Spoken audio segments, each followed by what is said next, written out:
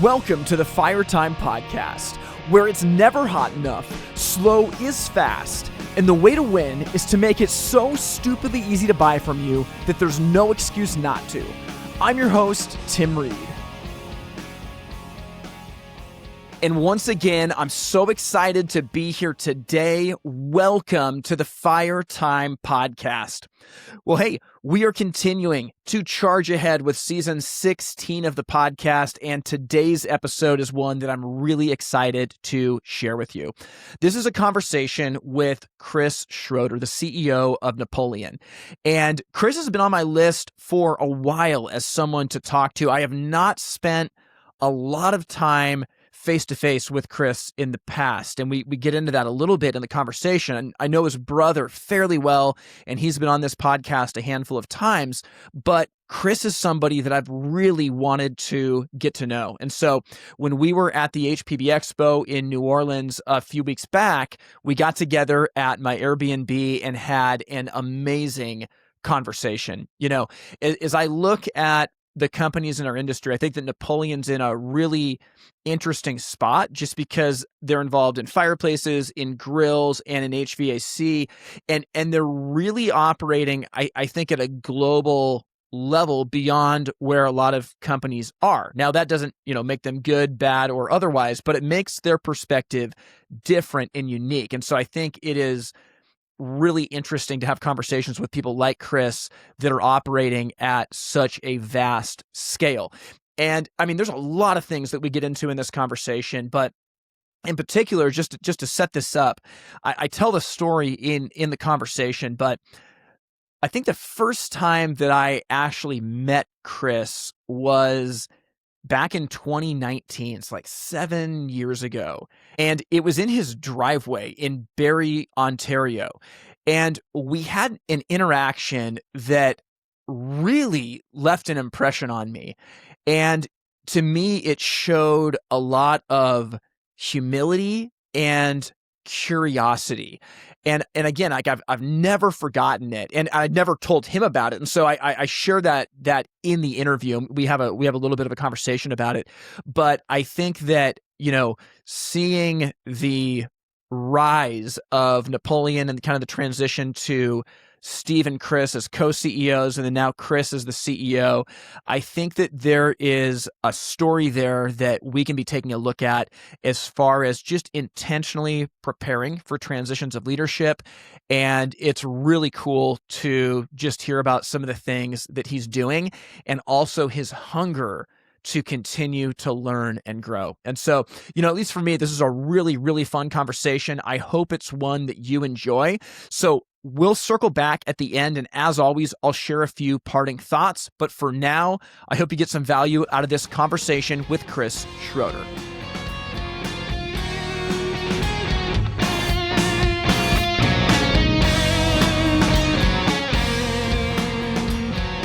Joining me live from New Orleans here at the HPBExpo is the CEO of Napoleon Products, Chris Schroeder. Chris, thanks for being on the show today. Thank you for having me. Yeah.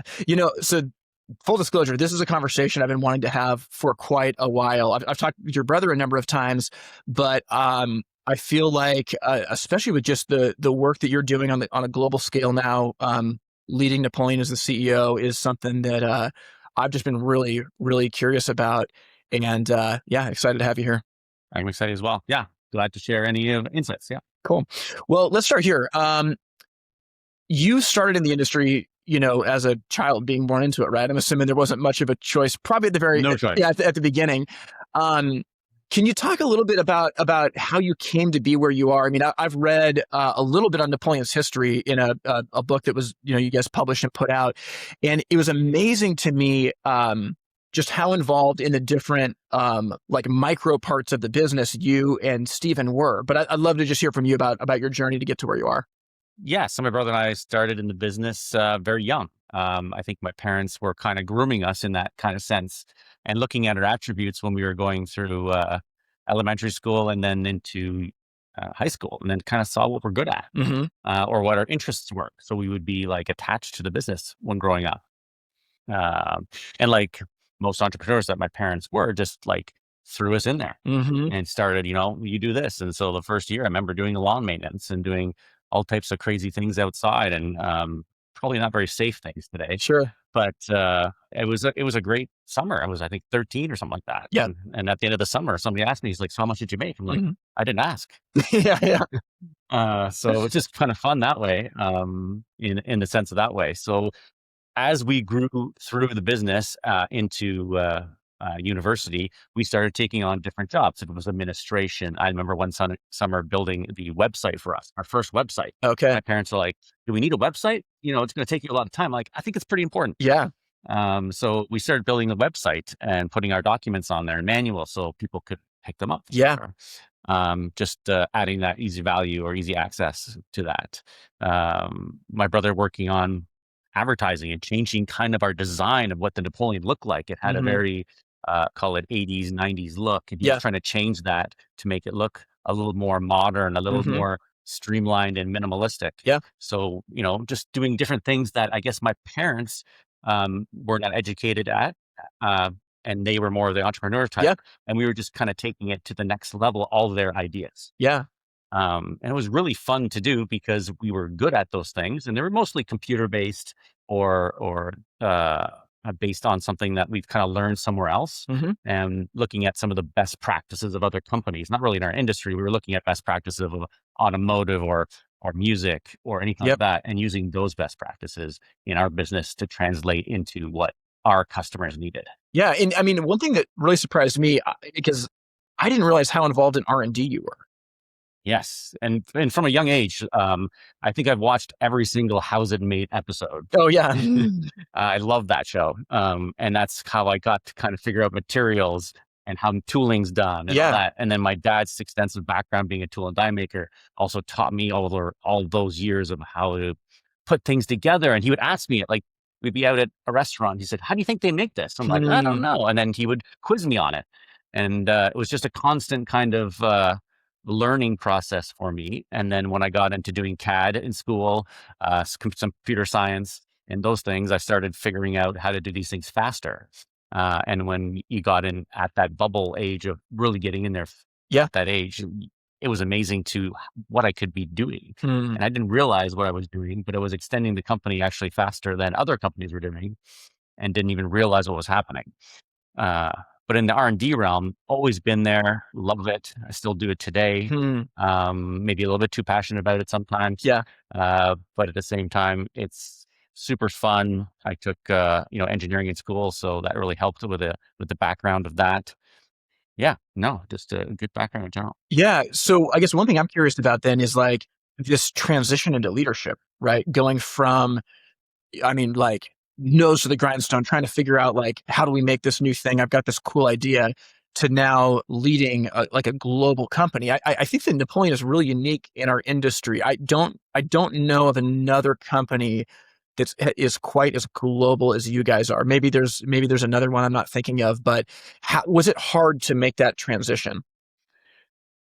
I wouldn't say it was hard. I would say it was challenging to see what we could do. Hmm. And because we've always had a high drive and high work ethic, and always getting the right people on board at the right times, for some reason, it just clicked. Hmm. So it wasn't without a lot of help from our associates that helped us along the way. If it was a general manager to a salesperson to marketing in certain areas, and opening up new markets to get global was really the key there, and Mhm. finding that partnership and having that trust with those people. Mhm. And that was the big transition I think our family went over the years of being in leadership, is trust, right? You have to trust those managers to do anything they can do, Mhm. and let them go a little bit, give them a little rope, and see what they can accomplish. Um, yeah, in our journey today is, yeah, curiosity is a big one, setting goals, timelines, but also just benchmarking against even better companies that we have in our industry, so that we're not kind of trying to just do the minimum amount. We're Mhm. trying to break that status quo and really get to the next level of what other big companies are doing all over the world. Yeah. Where do you go when it comes to like growing yourself as a leader? Like, you read books, podcasts? Do you surround yourself with like mentorship groups? Like, where do you go to grow? Yeah, so I'm in two mentorship groups, two CEO groups.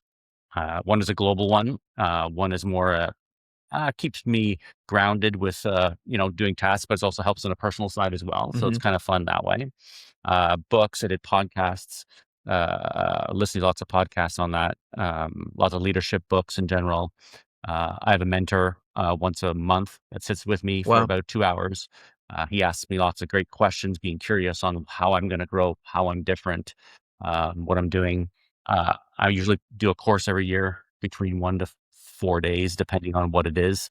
So I've taken innovation courses. I've taken courses in like Harvard Business. There's one coming up that I'll be doing. So those kind of things just to help me keep brushed up to the level that I need to be. Yeah, it's amazing to me. Again, I think you're leading, one of the biggest companies in our industry, and a lot of people, I think would look to you as like one of like the standards of like, man, that's what it means to like get to the top. It's amazing to me that like that you're still making the deep investment to try and grow. What would you say to people who feel like they don't have the time to do that? It's not. It's the whole sense of what I've learned is you have to work not in the business, you have to work on that business, Hmm. right? And working on the business is trusting your people, and you have to grow yourself. You have to keep yourself sane in some respects, Hmm. keep your mental health straight, and keep moving forward. And because you're accountable to all those associates' jobs, Hmm. right? That's your goal is to give people work, give them dollars to bring home to their families so they can grow and have the life that they always have dreamed of. Hmm. So, that's what we keep in mind as a family when we do that. And yeah, Can you talk to me about what's your personal leadership style of the people that report to you? personal leadership style is a little bit in between, but probably about 80% giving them lots of rope, asking curious questions.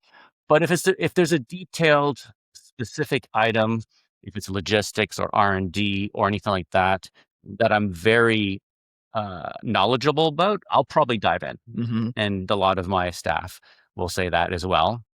And I want to know, and I want to figure out the detail behind it. I just don't want the overview. I need to go down granularly and figure out why. Hmm. And if I can figure out that why, then we build it back up for a better solution. Hmm.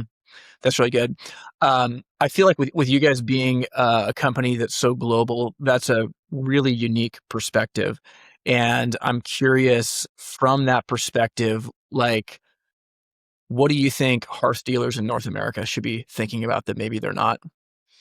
Uh, I think they're technically extremely sound, which is excellent because that's the hardest thing that industries are facing these days is finding technically sound people to work on the products.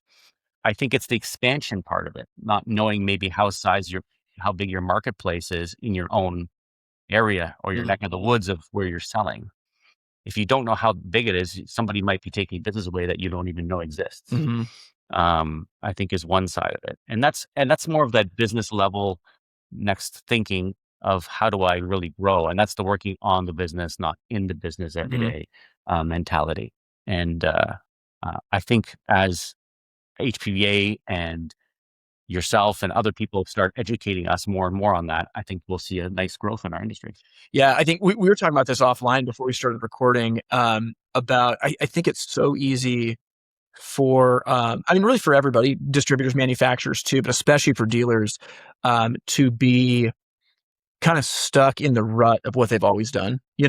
Um, whether it's with their approach to sales or their approach to their local market, it's like, hey, we've always done it this way, and it's worked for us. We're just going to keep going with it.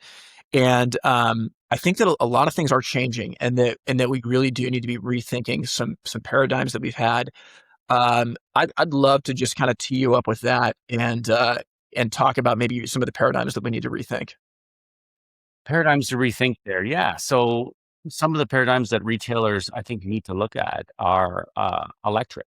Electric is a huge portion. Even if you get to a certain size, you'd have an electrician on staff Yeah, at some 100%. I have points a friend that very recently has a full-time electrician on staff. because electric is part of the gas fireplace. It's Hmm. part of the electric fireplace. It's part of a pellet stove. It's part of all of these things. Hmm. And you need to have that diagnosis done quickly. An electrician is that person. Um, Putting stovepipe up and doing all this or making the flame, the logs look perfect. We're great at that. That's Yep. not a problem. It's that second step. That's the expansion part Hmm. that I think people need to look at.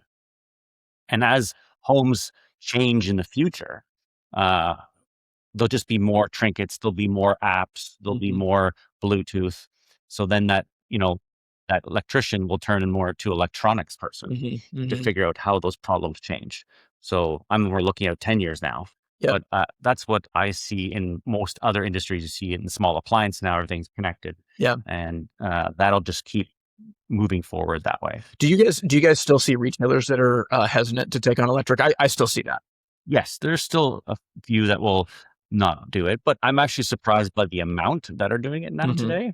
And it hasn't gone into other places except maybe big box stores. So it's still something that the hearth retailer needs to take on. Yeah. Because other like lighting companies haven't taken it on, furniture companies haven't taken it on. Yeah. So it's really up to them to grow the business. Yeah. Especially in the higher price points. Yeah, I feel like our industry has had an advantage of exclusivity of a lot of things. I think our products are just niche enough, they're just complicated enough, they're just dangerous enough that it has helped us largely avoid like complete disruption from something on the outside. But I think with electric fireplaces, it's so easy to view it as a commodity and say, well, I'm not going to get into it because you can buy it on the internet or you can, do this or that. But the conversation that needs to be had, like I talk about this all the time when I'm doing consulting work with retailers, is like, man, every remodel bid that you do for a gas fireplace, bid an electric for the bedroom. Every single one. Every new construction project, bid an outdoor gas fireplace as well as a kitchen and an electric fireplace for the office. Like, no brainer, do that stuff. And, even if 9 out of 10 say no, there's 1 out of 10 that you just grown your wallet share with that customer significantly, and they have a better experience with the products you've been able to provide, which can lead to repeat business and lifetime customer value and all that. I think that it is really easy, in particular with electrics, to just say, oh, no, it's lower price. It's not as specialty as what I have. And I think it's just missing a massive opportunity. Agreed, 100%. The automotive industry is fantastic at it. You go in trying to buy a V6 truck and you walk out with a V8. And that's what they're doing. They're upselling. And our industry needs to take some of their steps. And that's what I'm saying from what I've learned in the past. Look at other industries and how they do it. Maybe not just your industry internally. And you can learn a lot on how to upgrade if it's another electric in a home, or if it's a larger fireplace, or if it's just you do the service for the next 2 years and now you're doing their cottage. Okay. Or you're doing that. Their friend's place. That loyalty factor is so overlooked today as well. Talk about that. I think that service angle is so powerful. It's so powerful. One, two, I don't know how many times I've heard that. I don't want to put a fireplace in my next home because I didn't get it serviced properly from my last home. Yeah. So sometimes we're a detriment to ourselves by not taking on some of these harder jobs of servicing. And sometimes it's just easy, right? You're just changing a thermocouple, or it's a board, or it's just log placement, or whatever it's happening. It could be so easy. But if you can't articulate to that customer, you're losing that loyalty. And all these brands that do well, or these retail stores and other industries that do well, they're doing that. They have some great stories. My wife just bought new ski boots, and she put them on. She didn't really like them or anything like that. And the store's like, yeah, we'll take them back. And she wore them for a week, and there was no questions asked. Yeah. So what did she do? She went back and bought a snowboard. Yeah. And then she bought my daughter's skis.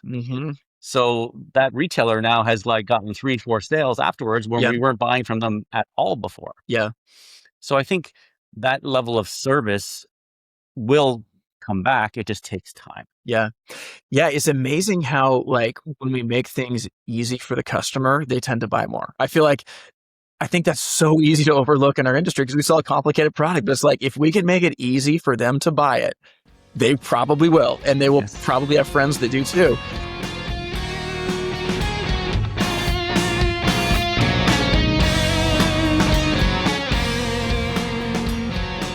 Hey, this is Tim with the Fire Time Podcast, and I hope you're enjoying this episode.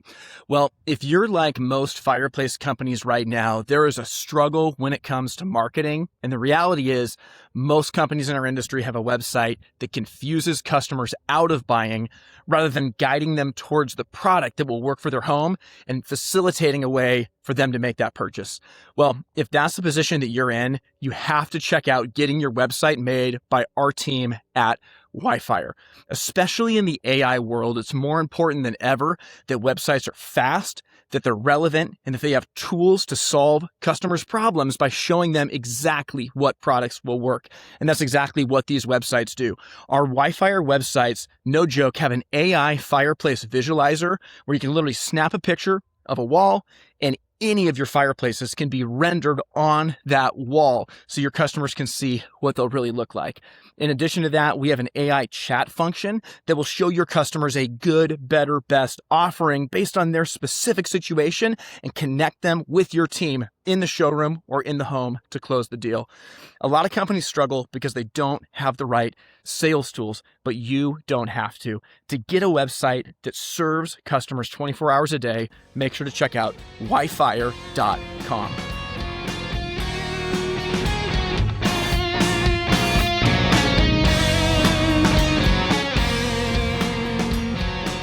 I think that when it comes to service, the chimney companies have this figured out. I mean, like so many chimney service companies, it's like they could care less about the appliance. Just give them the service because they're going to make money every year. They're going to win the customer relationship and they're going to win the next appliance because it's who owns the relationship and who makes it easy for the customer. And I think that is low hanging fruit that retailers should be thinking about. Yeah, it's like the person that fixed your appliance. You're calling them back. Yeah. Because he did something, and yes, he charged you $150 or whatever it was, but it's well worth it in today's world because appliances get more expensive and they're more complicated. Yeah. Okay, talk to me about this. Again, we were talking about this a little bit offline. I think that in our industry, I think it's easy to have a scarcity mindset where we think the pie is only so big and I got to make sure no one gets in my space. Otherwise, they're going to take a piece of my pie. When the reality is, like we were talking about this, pick your market. I live in Portland, Oregon, right? Portland's got, I don't know, 1.5 million people by the time you get to the suburbs and stuff around it. You're close to Toronto, massive, massive market. If I'm a retailer and there's another retailer in town and a third one pops up, it's easy to be like, whoa, hey, why are we setting up another dealer? Because we know we're already saturated enough. And, again, I think there's a nuance to this conversation. I'm not saying that more dealers is the answer for everybody, but what I am saying is that on a level of my business, if I'm in Portland, Oregon, there is no way I have the capacity to service every single customer through every single channel. And in some ways, actually, having more representation of our products gives me more chances of an at-bat. That if someone is considering a hearth product and they go to another retail store, they might find my website in the search. They might have their eyes open when they're driving down the road to go past us. So again, this is a nuanced conversation. I'm not saying that we shouldn't be worried about territories and anything like that, but I do think that a lot of dealers severely underestimate just how much they can do with the footprint that they have. Correct. 100% agree. It's two I'm going to touch on two things here.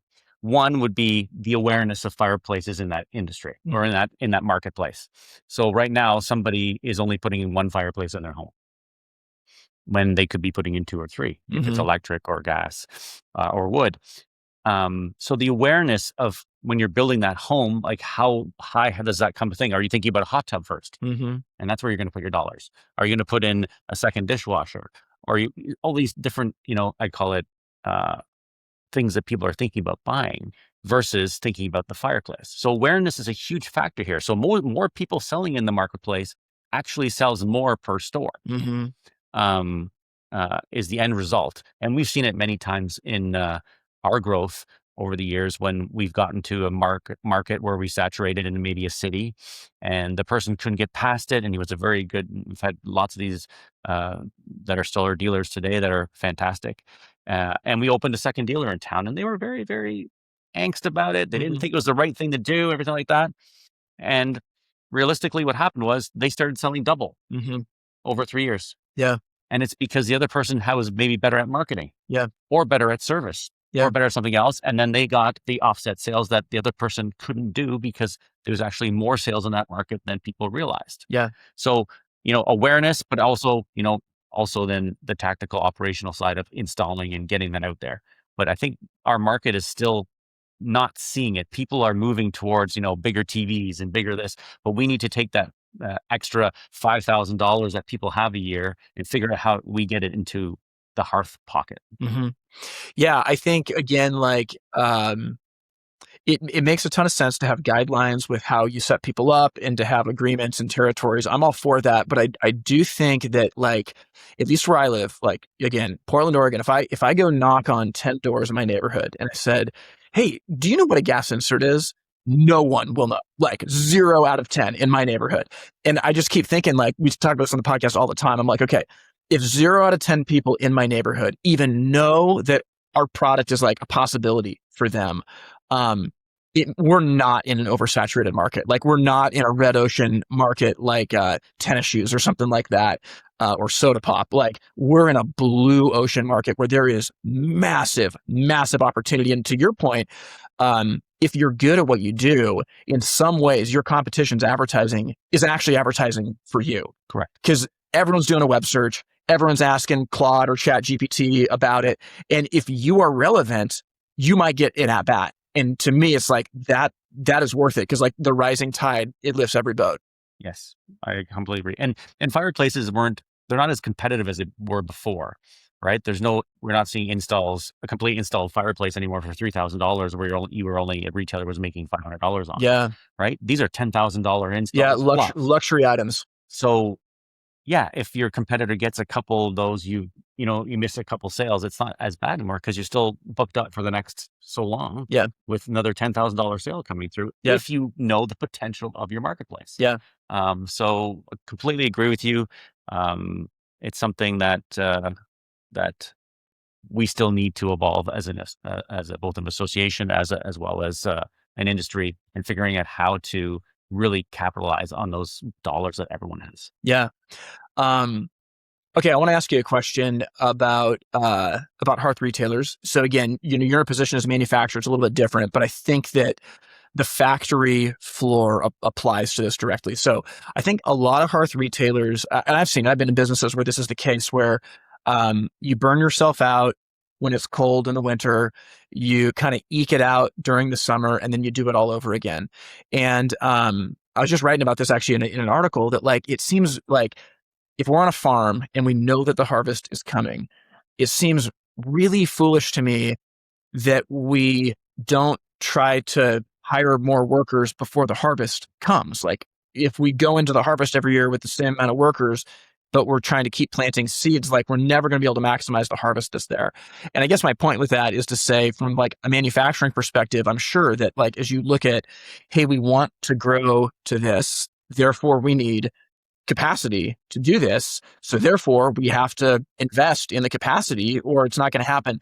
What do you think hearth retailers should be doing in regards to thinking about that with their installers and sales teams and service technicians? It's a great question. I don't spend that much time in that region, but maybe I'll start with what my parents did, because, they were hearth only. Mm-hmm.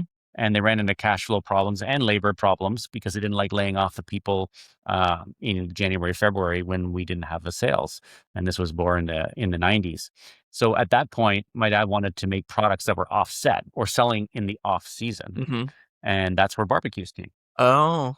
And he decided to bring barbecues on because he could use all the same machines, same salespeople, same everything.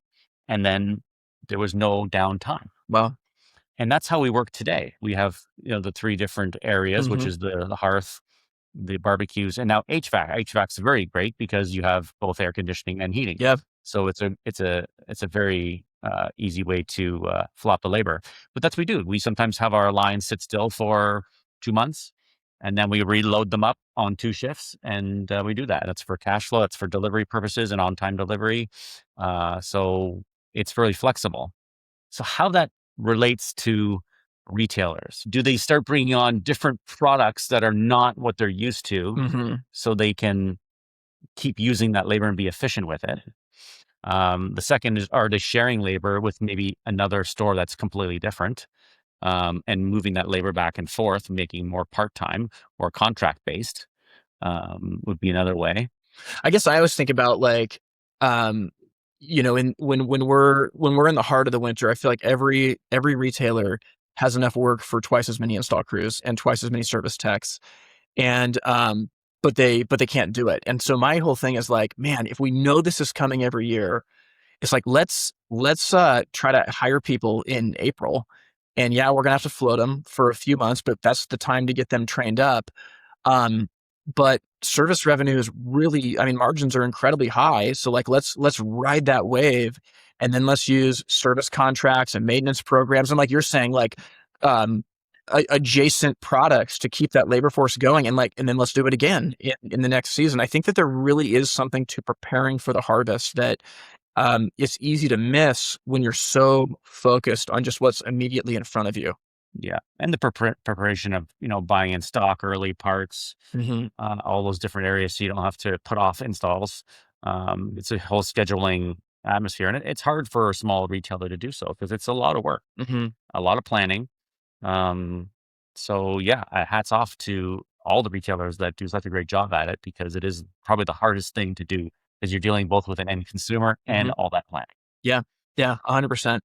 Um, okay, I wanna ask you about this as we start to round down. So, back in 2019, uh, me and Grant Falco were in your driveway, Mhm. and we were visiting the Napoleon plant, and Steve was driving us around, and for some reason we stopped by your house to drop something off, but we had a conversation for maybe like 30 or 40 minutes, just like literally over the hood of your car.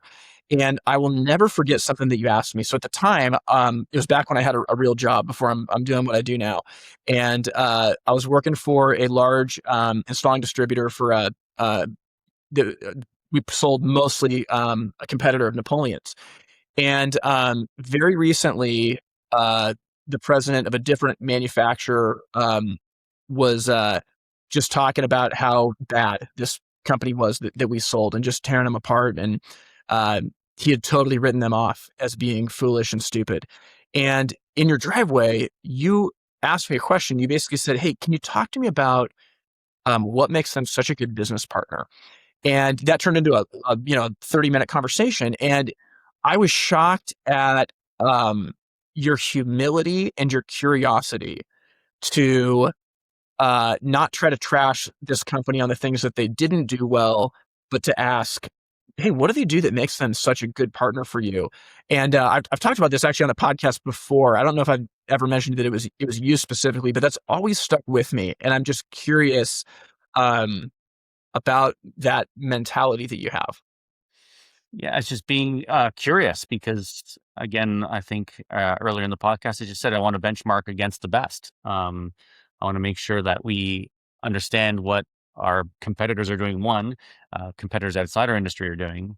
But at the same time, we really need to know the detail of what's happening, and unlocking someone with great experience like yourself and finding out those things is, I think, really important to our all of our associates. They ask that today. We have our saying now. We listen, and we react, and we change, and we do things for the end consumer and the customers that we have, and we try to make it easy on them. I think is the best thing. But I don't know. It's just the way that my parents have always brought us up. Hmm. They just said, you make sure you ask questions, make sure you understand in detail what's going on and what's changing in the industry, and make sure we can react to it. Yeah, that's good. Yeah, it's always stuck with me. And we never talked about that until just now, but Mhm. I've always thought about it. I want to close by asking you this. So, like, in our company, one of our core values, we have 8 core values, but one of them, and some core values kind of soothe and some sting, and this is one that stings every time, but I'm better for it, begrudgingly. One of our core values is confront the brutal facts about our company, and it is really hard for, like, my ego's involved with it. It's hard to set that aside and say, okay, I got to confront the brutal facts though. How do you deal with things like that when you're brought a piece of information or everything in you wants to say, no, no, no, it's not true. But how do you deal with confronting the brutal facts? Um, I feel like I handle them well. I think I look at them and I always take everything as an opportunity, right? You have to bring out good and bad opportunity. You take your wins, you celebrate them, but you have some losses and you're like, how can I do this better? How can I try this or put a plan in place to make this better? And with our teams that we have today in all different disciplines, it's an amazing what we can accomplish in the last 7, 8 years, because these teams have really taken on the entrepreneurial spirit that my parents started, Hmm. and they can really drive a lot of both efficiency, but also results in our company growth around the world. So, yeah, I think that's what I see from it. Yeah. Yeah, it's hard, but I do think that that's how we really grow is when we're not afraid to confront the facts, no matter how severe. You said this, and I guess I'll ask this as the last question, but you talked about the entrepreneurial spirit, and your parents started a company as entrepreneurs. I mean, again, like reading the history of Napoleon, like to me, it's just crazy how like a lot changed in like 20, 25 years, not that long. You go from making stuff basically in a garage to like almost a global empire. Um, I'm curious for you, like the skill set that you need to have to operate the business now is a much different skill set. Not better, not worse, but it's a different skill set than the one that the company was built with. And I noticed that you said that you're empowering your leaders to think like entrepreneurs. But yeah, has it been hard to adopt that new skill set that is to run a global company is different than the initial steps of building something through the sweat of your brow? Yes, I would say it was extremely difficult to change both my personality, my habits, and my attitude. Hmm. Um, 20 years ago, uh, I would be in the business, I would be knowing some things, and sometimes I had a bit of a chip on my shoulder about knowing things better than someone else. Hmm. And over time, both with my parents' help, friends' help, my wife today, I've grown that personality out of me, and Mm. uh, I think I'm a different person today, and that's based on the trust that I have with my staff. It's the trust I have with retailers or distributors that we have around the world.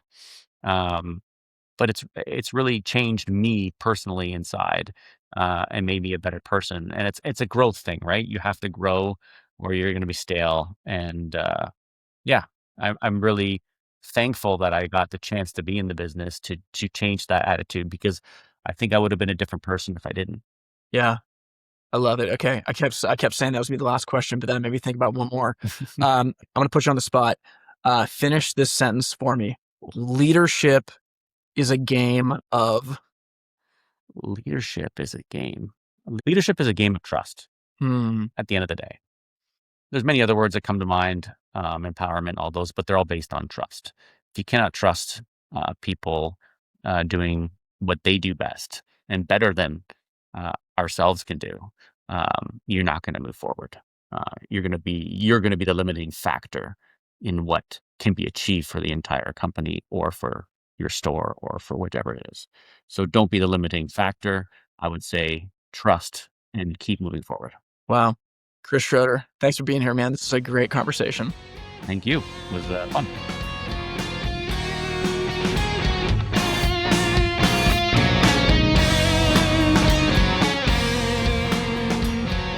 Well, I hope you enjoyed that conversation with Chris Schroeder. Like I said up front, it was really fun for me just to be a part of that. I'd met Chris a number of years ago, and I've talked to him a handful of times in passing with other people, but speaking to him one-on-one in this context had never happened before for me. So that was really, really neat. And I just appreciated his honesty in that conversation. And, in thinking about it, I prepared by kind of reading some about Napoleon's history as a company. I got a copy of a book they recently put out that has to do with the history of it. And to me, it's just really a fascinating story. Like when you look at Napoleon today, they're this massive company that's like, global in their reach and, and where they're manufacturing. And they didn't start that way. They started with Wolfgang operating out of his garage and Ingrid helping him. And I've actually talked a little bit about this with Wolfgang, that he said like, man, like the first 20 years of the company were so hard. He said the last 20 years have been way, way better. And I think that speaks to the difference between bootstrapping something as an entrepreneur and how, like, in those early years, like, it is blood, sweat, and tears to try to get that thing off the ground. But the business does reach a point where a different set of skills is needed to sustain and make it fruitful than what was needed to grow it to a certain point. It seems like Chris has really stepped into that role. And, as he's talking about, like, he's got managers underneath him. He's trying to figure out the best ways to empower them to go grow the company. And I think that understanding the difference between the skill set of what it takes to bootstrap and grow a business initially versus sustain a business that's already off the ground to make it flourish is really, really important. Now, in particular, there are two things that I really want to get into from this conversation. I mentioned it up front. We talked about it in the interview, but that interaction that I had with Chris back in his driveway in 2019 really left a mark on me. And I think that I've actually told this story a handful of times on the podcast in the past. I don't think I ever have mentioned Chris's name until today. But the fact that, at the time I was working for a company that sold a lot of products from a big competitor of Napoleon's.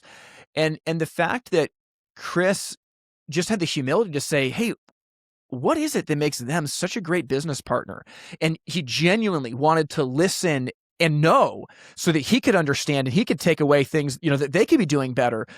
That was really amazing. And I hope that it has also shaped my curiosity. I mean, ever since that moment, I just felt like, man, that's the approach that I need to have when it comes to competition, is like, not get mad or like beat my chest about, well, we're better than them and, look at all the things that they do wrong.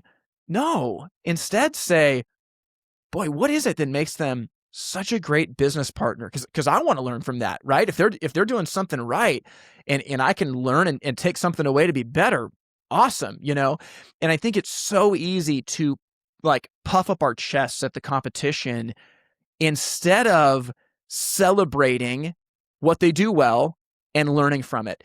And again, like, I mentioned that, like, just like the week before, another president of a large manufacturer just had a much different view when it came to learning from other companies in our industry. Some that are even much bigger. And I was really, really amazed at what Chris said. And I think that is a mindset that everybody should have if they actually want to get better. And I guess what it comes down to is this, like, I played guitar for years in a failing punk rock band. And one of the things that taught me was like this idea that when you're writing a song, if you're trying to write a chorus, well, there's kind of two ways you can go about it. One is I could fight for my idea to win because my ego and my emotions are in it, and I could fight for that to win. But the chorus might suck because even though I believe in it, and even though I tried really hard, it actually might be bad. But if I push hard enough, that still might be the chorus of the song. The alternative is that I can actually work with the rest of the band and submit my chorus. And if they say, no, this like really kind of sucks, I can listen and go, yeah, it kind of does. Who's got the best idea? And I think oftentimes in the business world, in particular, the marketing world, I think that many companies are not trying to write the best chorus. They're trying to make their idea win. And the whole thing is like, if we are trying to write a great song, if we're trying to create a great business, if we want to create an incredible and compelling piece of marketing, the best idea needs to win, period. It doesn't matter whose ego gets hurt by, oh, I wish my idea would have been picked, but I tried really hard on this. It's like, no, like, we can deal with this in a way that's kind and graceful, but we're trying to write the best chorus. And I think that, it's kind of a weird analogy, I guess, to talk about like writing a song, compared to running a business. But I think that mentality of not saying, oh, well, we're better than they are, instead of saying, oh, like, what do they do that's so good? To me, that's the equivalent of like submitting a chorus that you really believe in and saying, but you know what? If there's a better one, like let's pick that one, because it's not about my idea winning, it's about writing the best chorus. So that's something that I just think from a curiosity and humility perspective, I believe that will take your business very, very far when you genuinely try to seek and learn from other people who are doing things well. Okay. The last thing I want to talk about is this idea of how big your market is. And, we talked a little bit about exclusivity at the end and about protecting territories. And sometimes, dealers can get upset if another store is opened up, down the road for a product. And I think that this is really important to nuance out. And I don't want to be misunderstood for what we talked about in the interview. I think that the idea of exclusivity of a product line, if you are a retailer, it has advantages. It has advantages. If you're the only one that sells it, sure, absolutely. It's going to be harder to compare something to it. If somebody down the road sells the same product, you don't have that advantage of exclusivity. That's a fair point. I believe that our industry, especially, retailers and chimney service companies, I think that they have put way too much weight on exclusivity.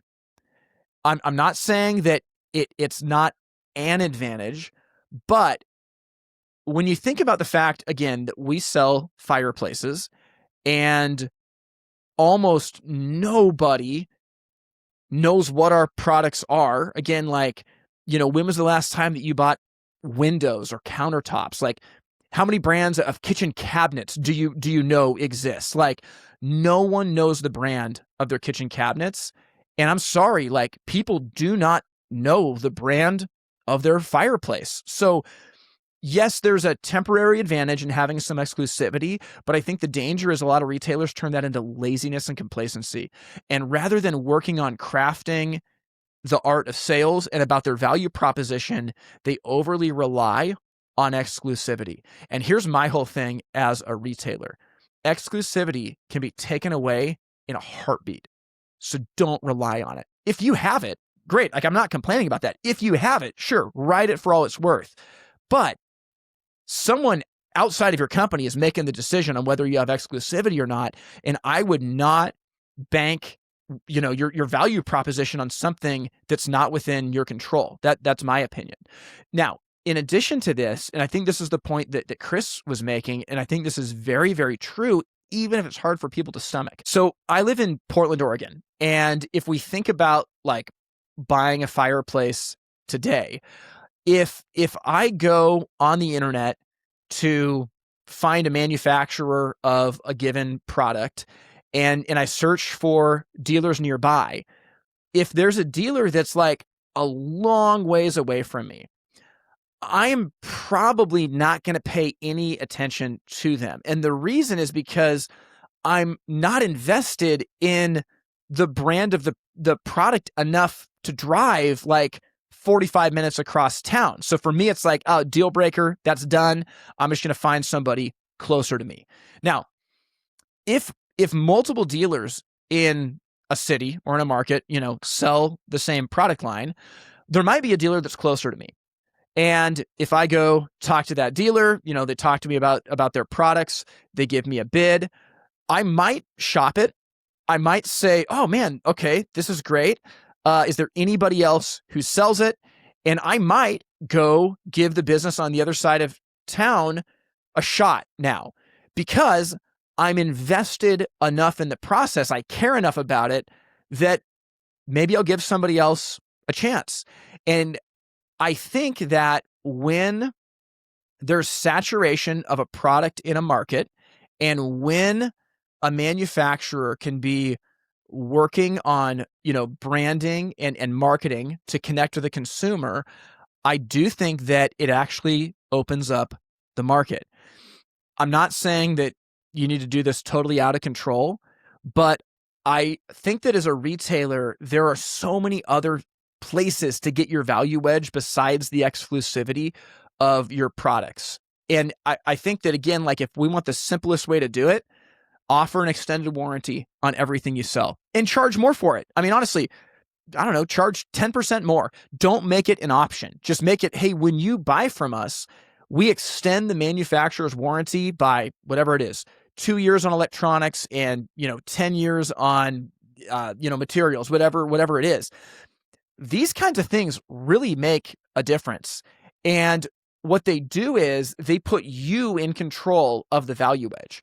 There's so many areas where you have distinct value that cannot be taken away from you. Again, this could have to do with your installation process. It might have to do with how you do in-home visits. It might have to do with a guarantee that you have on everything that you sell. Extended warranties to me is like just the no-brainer. I think it's the no-brainer. There's a company that I know on the East Coast that they have a policy where if you buy it from them and get it serviced every year, it is warranted for life. Now, they've done some math on this, right? They've done some math on this to figure it out. But the point is, your market is so much bigger than you think. It is so much bigger. I mean, for many companies, I can think of one here in the Pacific Northwest where I live, where they have, a service base of like 7,500 customers within like their computer system.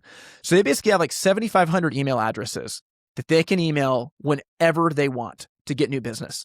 And I look at that and I'm like, you never have to spend another dollar on advertising, ever. You never have to, because you have 7,500 people that know you, that probably trust you, that have your product in their home, and that product needs to be serviced every single year. And you can use, email marketing, you can use direct mail. There's so many avenues that you have to reach these people because they need help. They know who you are, and you know exactly where they are.